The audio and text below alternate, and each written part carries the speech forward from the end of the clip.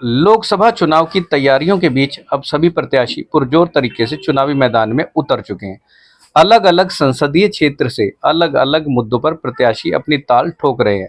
इन्हीं में से एक उत्तर पश्चिमी लोकसभा से भाजपा प्रत्याशी योगेंद्र चंदोलिया अपने नामांकन के बाद लोगों के बीच पहुंचकर अपनी जीत का दम भर रहे हैं।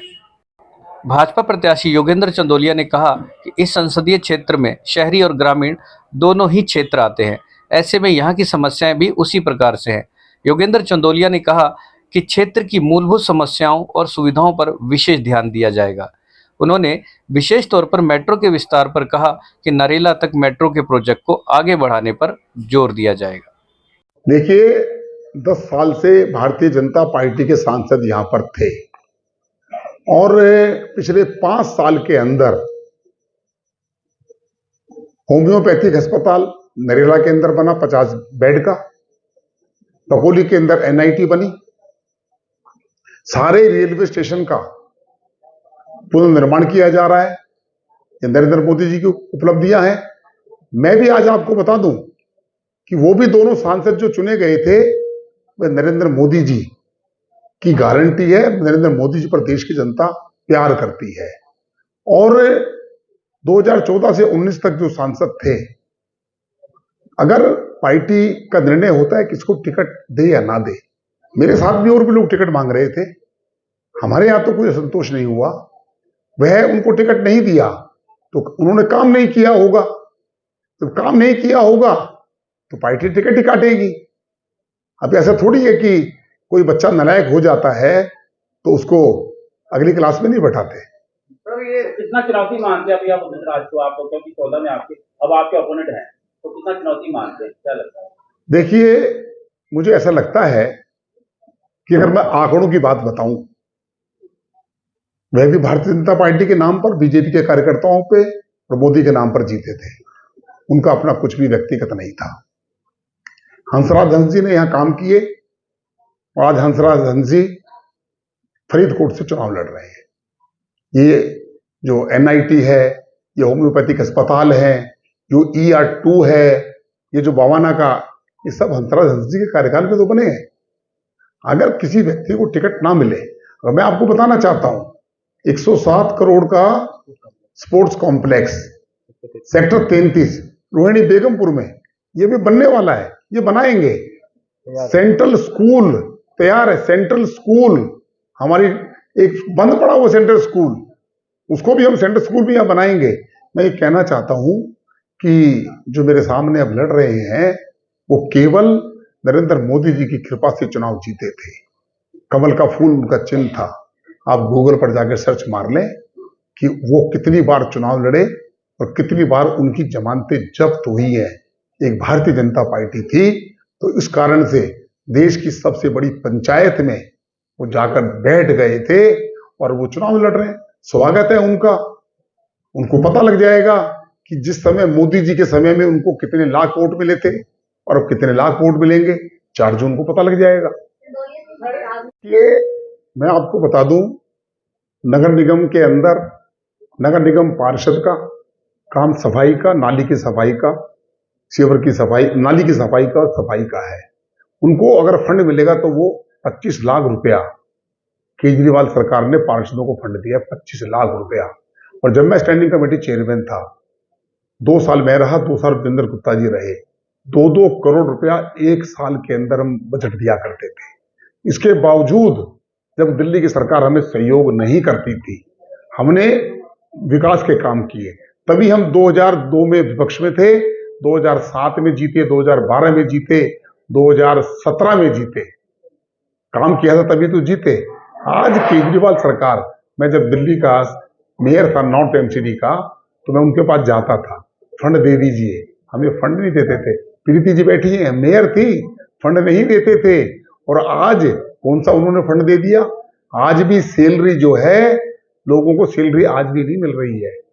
ये तो हमारे समय में थे कि मैंने 7,200 कर्मचारियों को, सफाई कर्मचारियों को पक्का करने का काम वो भारतीय जनता पार्टी के कार्यकर्ता के नाते मैंने किया था। हमने नगर निगम में बहुत काम किए हैं, नगर निगम के अंदर।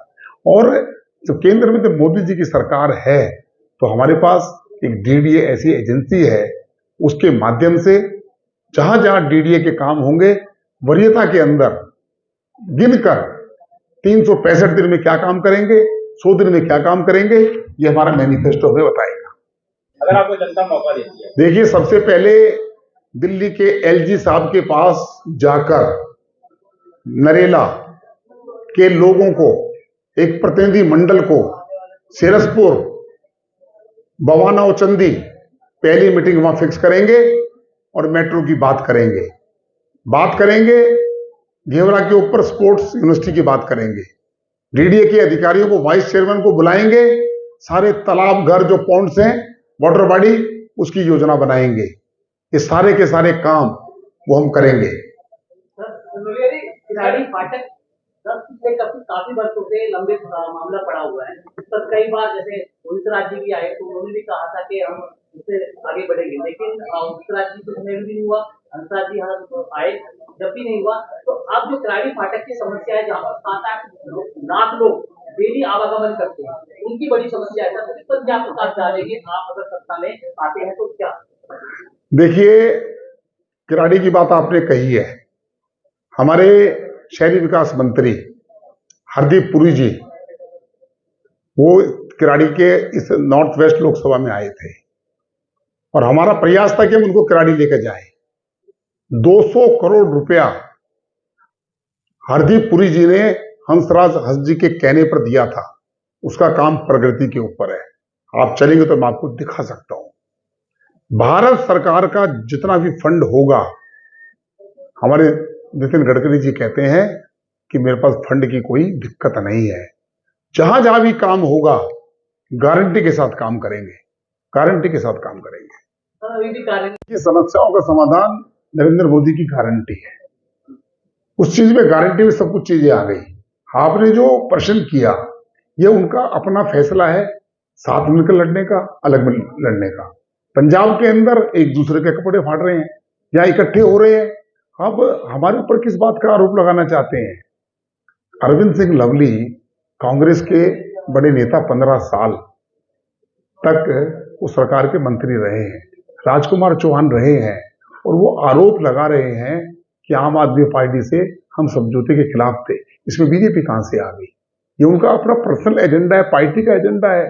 लेकिन जहां तक मैं समझ सकता हूं कि इन लोगों के मन में भी, हर व्यक्ति के मन में राजनीतिक इच्छा होती है। वो 15 साल एमएलए रहे, मंत्री रहे, राजकुमार चौहान रहे, नसीब सिंह भी एमएलए रहे, नीरज बसोया भी एमएलए रहे।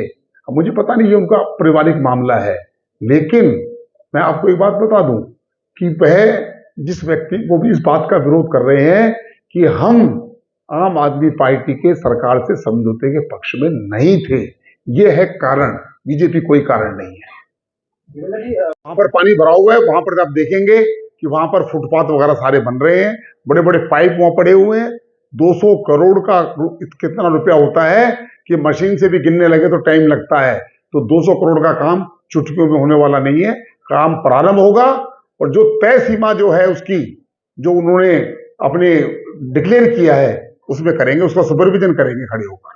लेकिन लोगों का कहना तो ये भी है कि जो पिछले यहाँ से सांसद रहे हैं, उससे पहले भी आप ही की पार्टी के सांसद थे, वो क्षेत्र में दिखाई तक नहीं देते थे, और उसके बावजूद जनता आपको वोट क्यों देगी? देखिए, जनता मुझे वोट क्यों देगी?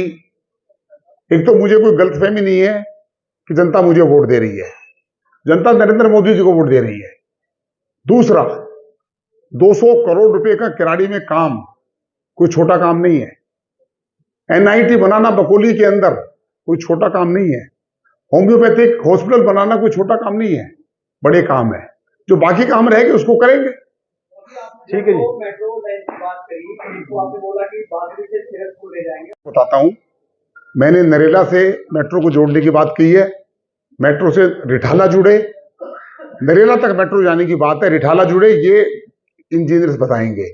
हमारा उद्देश्य है कि नरेला तक और हम पल्ला तक मेट्रो को लेकर जाएं। बताता हूं, मैंने नरेला से मेट्रो को जोड़ने की बात की है। मेट्रो से रिठाला जुड़े, नरेला तक मेट्रो जाने की बात है, रिठाला जुड़े, ये इंजीनियर्स बताएंगे। हमारा उद्देश्य है कि नरेला तक और हम पल्ला तक मेट्रो को लेकर जाएं।